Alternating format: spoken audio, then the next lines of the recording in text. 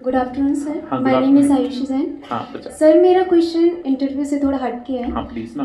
Sir मेरा question है कि हम एक लाइन पढ़ते हैं, सुख दुख में हम समता डारें। तो सर ये लाइन है कि हमें सुख और दुख में समान भाव रखने चाहिए। तो सर हमारी लाइफ में कभी कभी ऐसी प्रॉब्लम्स आती हैं जिसमें हम पेशेंस खो देते हैं, हमें लगता है कि अब सब कुछ खत्म हो गया है। तो सर इसमें हम स्वयं को कैसे सेल्फ मोटिवेट रखें, ये मेरा क्वेश्चन है।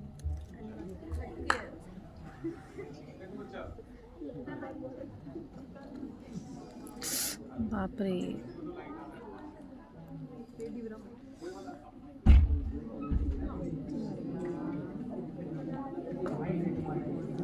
चीजें ध्यान रखने की है।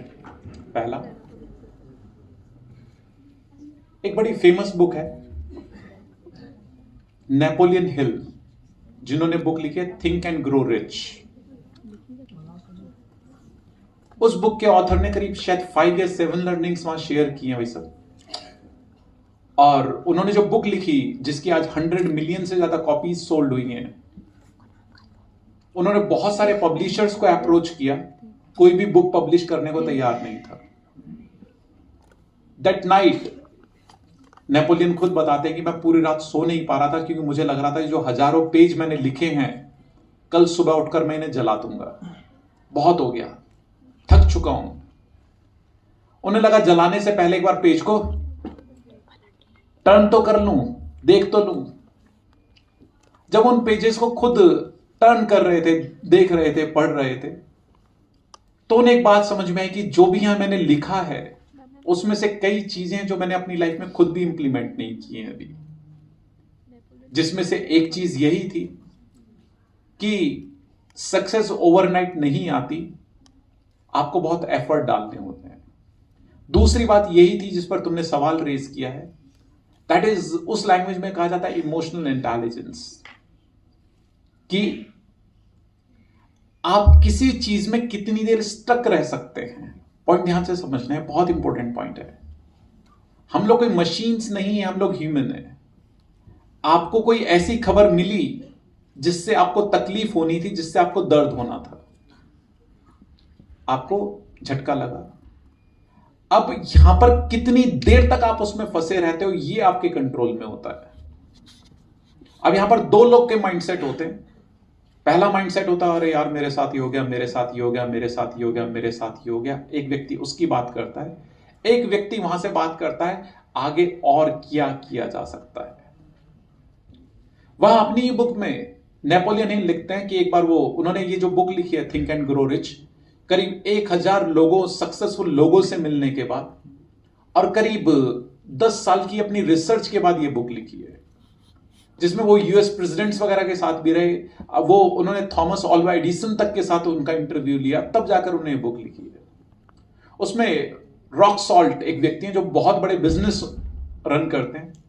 एक दिन वो रॉक सॉल्ट के साथ बैठे हुए हैं और एक व्यक्ति, उनका एम्प्लॉय, आकर उन्हें बताता है कि सर वो जो अपनी करीब $13 मिलियन की डील होने वाली थी, वो कैंसिल हो गई। और उस टाइम पर $13 मिलियन बहुत होते थे, आज भी बहुत होते हैं इनफैक्ट। तो नेपोलियन बताते हैं कि मुझे लगा था कि अब रॉक सॉल्ट कुछ उठाकर फेंकने वाले हैं, निश्चित रूप से अपने एम्प्लॉयज के ऊपर चिल्लाने वाले हैं, यहां कुछ बहुत भारी भरकम होने वाला है।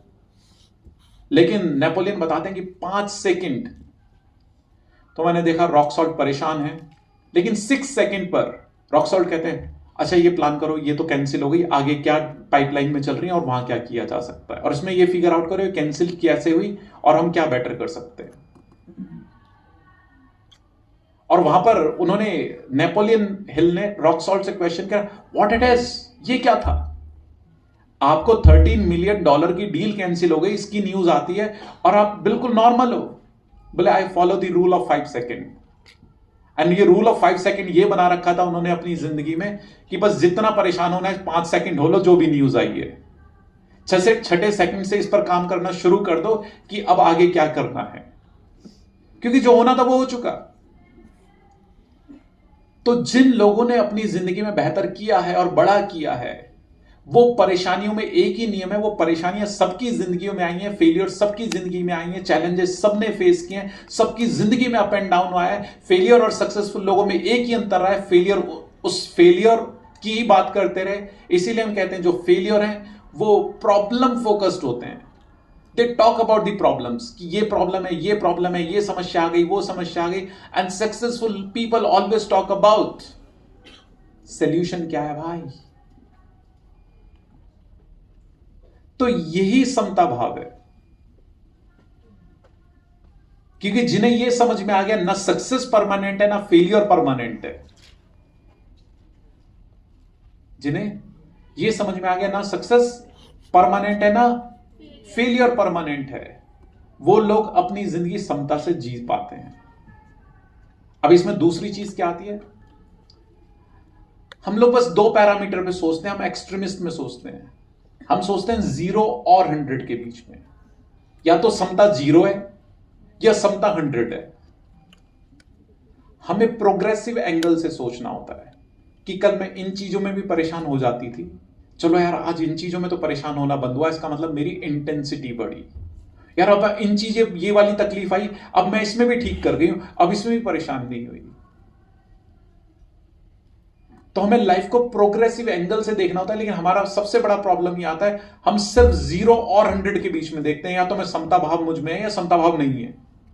लेकिन ऐसा नहीं होता है, हम 0 और 100 के बीच में भी कहीं हो सकते हैं कि मेरा लेवल समता का 30% पे है अभी, तो चलो मुझे 32 करना है, मुझे 33 करना है। और एक और चीज के साथ मैं इस आंसर को एंड करूंगा, जो सुख में, जो खुशी में बावला हो जाता है वो दुख में पागल होगा, ये तय है।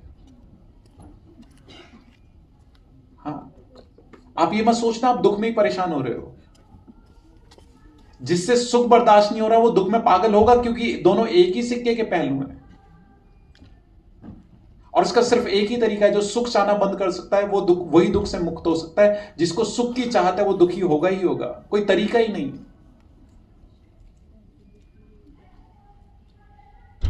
पॉइंट समझा बेटा मेरा?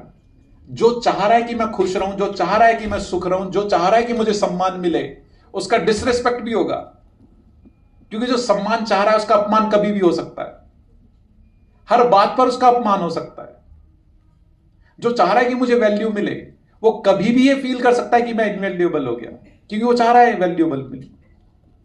जो चाह रहा है कि सुख सारे मुझे मिल जाए, वो तुरंत दुखी हो सकता है, क्योंकि सुख की चाहत में ही दुख छुपा हुआ है। सुख की चाहत में ही दुख छुपा हुआ है।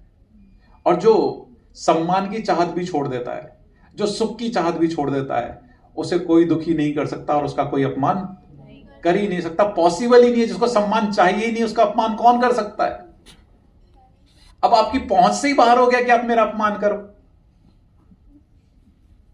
मैं आपसे कोई वैल्यू चाहता ही नहीं हूं, तो आप मुझे इनवैल्यूएबल कैसे फील कराओगे? मैं आपकी पहुंच से ही बाहर कर दिया मैंने ये चीज।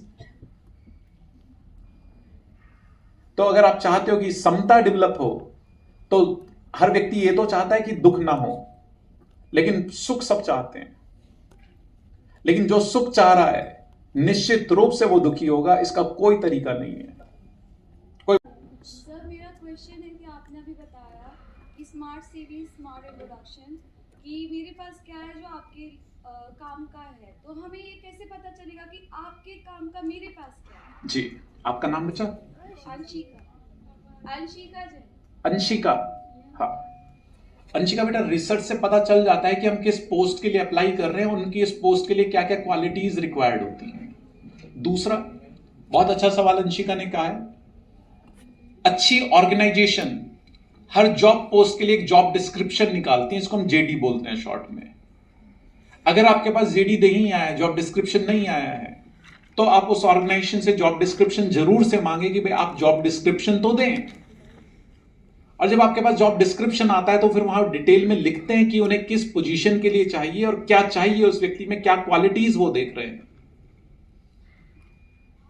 पता चल गया आपको?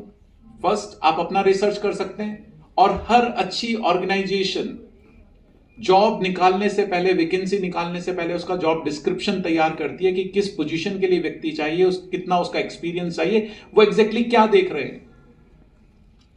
अगर आपके पास नहीं आया, then you are eligible, you are entitled to ask for the job description. और जो ऑर्गेनाइजेशन जॉब डिस्क्रिप्शन भी नहीं दे पा रही है, तो आपको सोचना चाहिए जॉब डिस्क्रिप्शन भी नहीं दे पा रहे, आगे क्या नियाल करेंगे।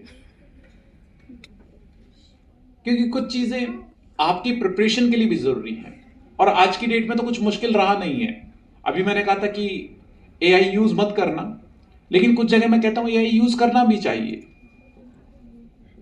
आप किसी भी पोस्ट के लिए एआई से पूछो कि भाई इस पोस्ट के लिए हमें जॉब डिस्क्रिप्शन चाहिए, वो आपको पूरा जॉब डिस्क्रिप्शन तैयार करके दे देगा। फिर उसमें जो आपको ऑल्टर करना है कि नहीं ये इसने लिखा है, हमारी रिक्वायरमेंट ये नहीं है, हमारी तो ये है, उसमें आप थोड़े से चेंजेस करो, आपका जॉब डिस्क्रिप्शन तैयार।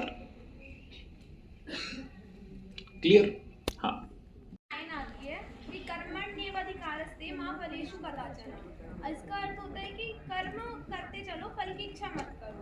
तो जब व्यक्ति को गोल ही सेट नहीं है, कर्म उसको फल ही नहीं पता, तो फिर वो किस वे में अपना कर्म करता है? चलो, इसके 2-3 तरीके हैं। एक बड़ी फेमस बुक है the myth of Sisyphus, written by Albert Camus. उन्होंने एक वहां टर्म यूज की है एब्सर्ड। एब्सर्ड का मतलब है कि इस पूरी ब्रह्मांड में, पहले तो समझना होगा कि हम ब्रह्मांड में नहीं रहते, हम यूनिवर्स में नहीं है, मल्टीवर्स में हैं। और आप लोग तो जो शिक्षा पा रहे हैं उसमें ये कहा जाता है कि ये एक ही पृथ्वी नहीं है, ऐसी 7 पृथ्वी तो, और उसके अलावा ऐसे और कितने ब्रह्मांड है जो साइंस मानता है, वहां ऐसे कितने सूरज हैं, क्या है, सब मल्टीवर्स में हम लोग रह रहे हैं। उस मल्टीवर्स में हमारा एक बहुत छोटू सा प्लेनेट, हाँ पृथ्वी ऐसा कोई बहुत बड़ा प्लेनेट नहीं है, मतलब जो तारों के साइज हैं वो हमारी पृथ्वी से कई लाखों गुना बड़े हैं। वो तो हमसे इतनी डिस्टेंस में, इसलिए तारे इतने छोटे छोटे हमें नजर आते हैं। उस पूरे मल्टीवर्स में कितना छोटू सा प्लेनेट, और उस छोटू से प्लेनेट में एक हमारा भारत, उस भारत में भी जयपुर, और उस भारत में भी अंशिका, कहीं ढूंढने से भी नहीं मिलेगी। तो इसको अल्बर्ट कामू कहते हैं कि क्या है ये, मैं किस लिए हूं यहां, क्या कोई उद्देश्य है मेरे यहां आने का, या कोई उद्देश्य नहीं है, या मेरे लिए कोई पहले से निर्धारित गोल है जिस वजह से मैं आया हूं, या किसी और ने मेरे लिए कुछ डिजाइन कर रखा है। बोले मैं रोज वही काम करता हूं, रोज उठता हूं, रोज पढ़ता हूं, लिखता हूं, क्या एक दिन मैं इस दुनिया से चला जाऊंगा, यहां मेरे होने का पर्पस क्या है, व्हाई आई एम हियर। और एक बड़ा क्वेश्चन खड़ा हो जाता है जब आप इस संसार को, इस ब्रह्मांड को देखते हो, आप इसके अथाह, इसके बड़ेपन को देखते हो, आप समुद्र के सामने खड़े होकर उस महासागर को देखते हो, बोले क्या है ये, बोले मैं यहां इतना छोटा सा जीव, ये अथाह, और इसकी गहराई में ना जाने कितने असंख्यात जीव है, क्या क्या चल रहा है। तो फिर वहां अल्बर्ट कामू जिंदगी जीने का एक बेहतरीन तरीका बताते हैं, जो मुझे सबसे ज्यादा पसंद आया आज तक, कि जो कर रहे हो जिस समय पर, उसमें अपना 100% उसको बेहतरीन तरीके से करने की एक आदत बना लो। अब क्या मिलेगा क्या नहीं मिलेगा, फल की इच्छा करो या मत करो, वो भी फल हमारे हाथ में नहीं है बहुत बार। इसलिए जो गीता में ये लाइन है कि फल की इच्छा मत करो, वो 2 तरीके से उसको देखा जा सकता है। पहला तो तरीका ये कि कर लो इच्छा, उससे क्या हो जाएगा बेटा, मिलेगा तो वही। पॉइंट समझ में आया? इसलिए वो कह रहे हैं तुम ही इच्छा समाप्त कर दो, क्योंकि तुम्हें मिलना तो वैसे भी सब कुछ नहीं है यहां, क्योंकि हमारी थिंकिंग वैसे भी तो विशफुल है। किसी ने बड़े अच्छे शब्दों में लिखा है, यहां सबकी जरूरतों के हिसाब से पर्याप्त है, लेकिन इंसान की भूख इतनी है उसके हिसाब से कभी पर्याप्त यहां हो ही नहीं सकता। हमें एक चीज जिसके पीछे हम भागते हैं सालों तक, वो मिल जाए, वही इनवैल्यूएबल लगने लगती है अगले दिन ही। तो इसके 2 केस हो गए कि हम फल चाहें भी, अब राहुल गांधी जी इतने टाइम से चाह ही रहे ना, हाँ I really respect this guy, मतलब मैं ऑनेस्टली राहुल गांधी जी का बहुत फैन हूं और रिस्पेक्ट करता हूं। अब इसका मतलब आप कांग्रेस से मत निकाल लेना प्लीज। हाँ, I don't support any political party, but yes that person is born with the metallic nerve.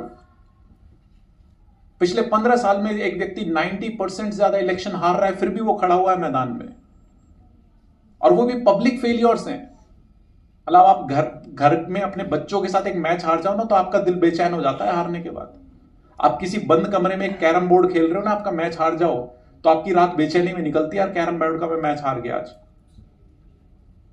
आप अपने दोस्त के साथ कैरम बोर्ड या कोई ताश या कोई भी गेम खेल रहे हो, आप बंद कमरे में वो मैच हार जाते हो तो आपकी रात बेचैनी में निकलती है, आप अनईज हो जाते हो, तबकि अपने दोस्त से हारे हो, बंद कमरे में हारे हो।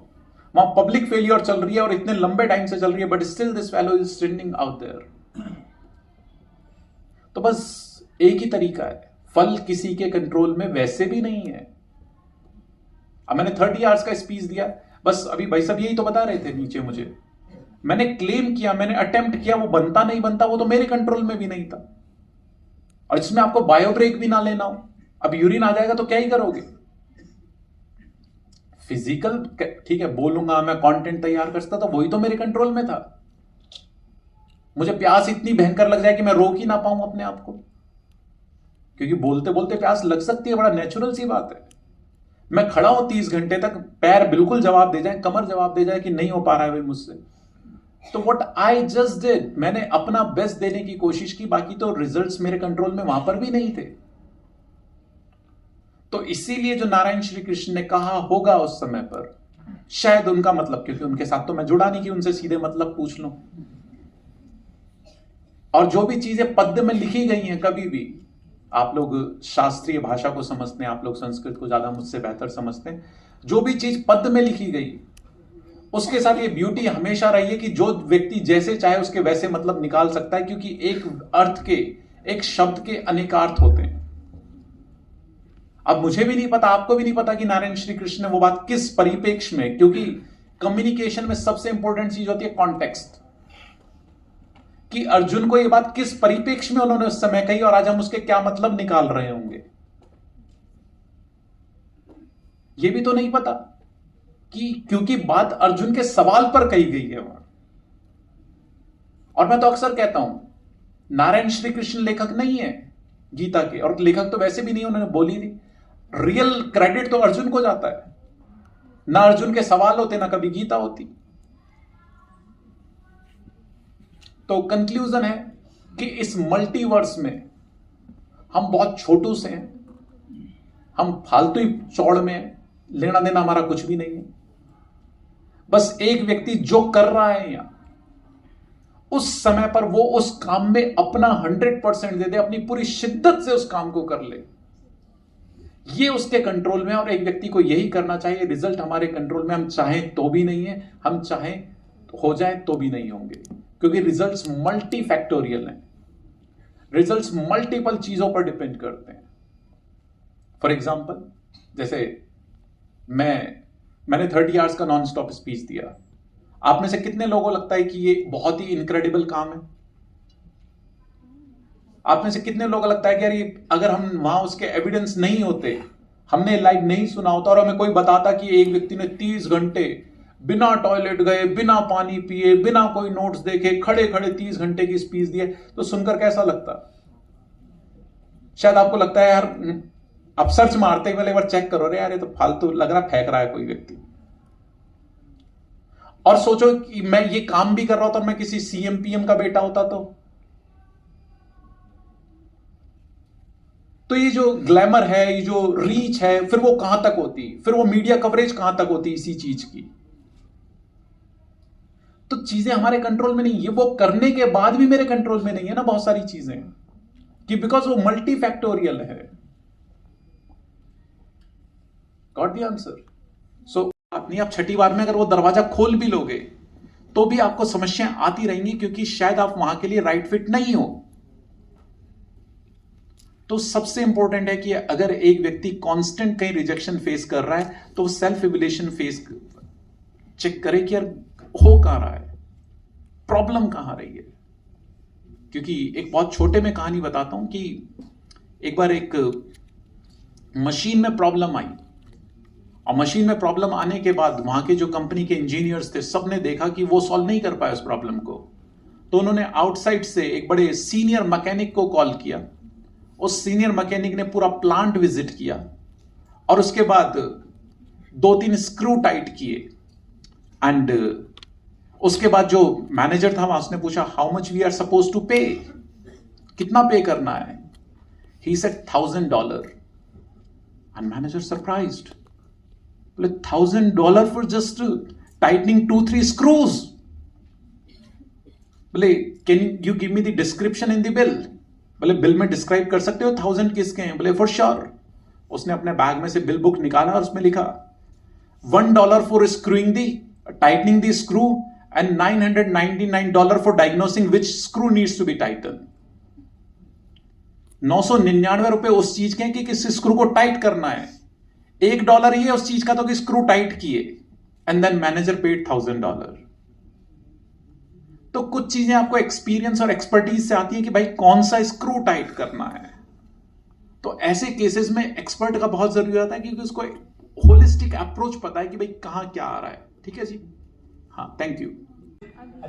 अरिहंत जैन। हाँ, सर मेरा क्वेश्चन है कि जब कोई क्वेश्चन करता है कि डैश डैश डैश विषय पर अपने विचार व्यक्त कीजिए, तो हम उस क्वेश्चन के आंसर में अपने विचार व्यक्त करते हैं, लेकिन जब चेकियर चेक करता है तो वह अपने विचार के माध्यम से मार्क्स देता है, तो उसका सटीक आंसर क्या होना चाहिए? चलिए, बड़ा बेहतरीन सवाल किया।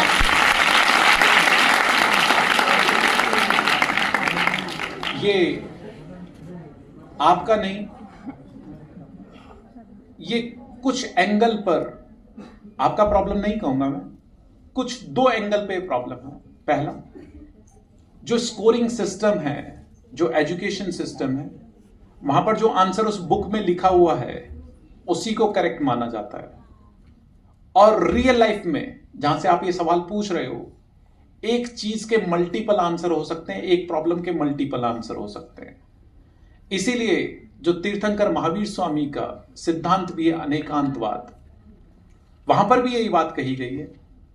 और कई लेखक तो यहां तक भी लिखते हैं कि जितने पूरे ब्रह्मांड में परमाणु हैं उससे ज्यादा एक प्रॉब्लम के सॉल्यूशंस होते हैं, हम नहीं कर पाते, हम उन सॉल्यूशंस को नहीं देख पाते, वो बात अलग है।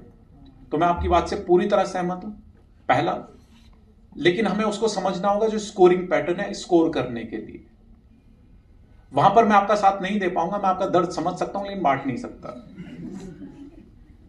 अगर कहीं कोई पैटर्न है तो उसको ना आप चैलेंज कर सकते हो ना मैं चैलेंज कर सकता हूं। अगर बुक में कुछ लिखा है और स्कूल पैटर्न पर या कॉलेज पैटर्न पर उसी आंसर को करेक्ट माना गया है, तो उस पॉइंट ऑफ व्यू पर समझदारी यही है कि हम उस आंसर को फॉलो करें। पहला तो ये।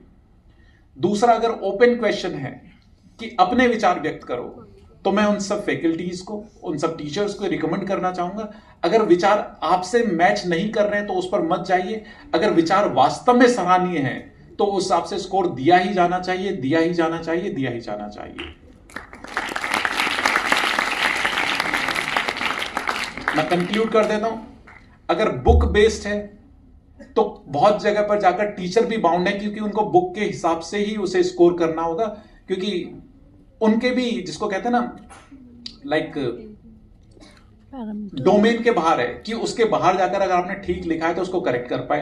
क्योंकि कभी कोई उनको चैलेंज कर दे कि ये तो आंसर लिखा ही नहीं है बुक में, आपने कैसे मार्क्स दे दिए, तो उनको प्रॉब्लम हो सकती है। If it is related to books then you need to follow the pattern. If it is not related to the books, open है कोई चीज, वहां मैं सारी फैकल्टी, सब लोगों से चाहूंगा कि अच्छे थॉट्स को, अच्छे विचारों को, अगर वो सराहनीय हैं, तो सिर्फ अगर आपकी थॉट से नहीं मैच कर रहे हैं या आपकी कोई एक फिक्स थॉट है उससे मैच नहीं कर रहे हैं, तो भी आपको उनको अच्छा स्कोर देना चाहिए, उनको अप्रिशिएट करना चाहिए। Thank you so much. Special thanks to N K Sethi भाई साहब,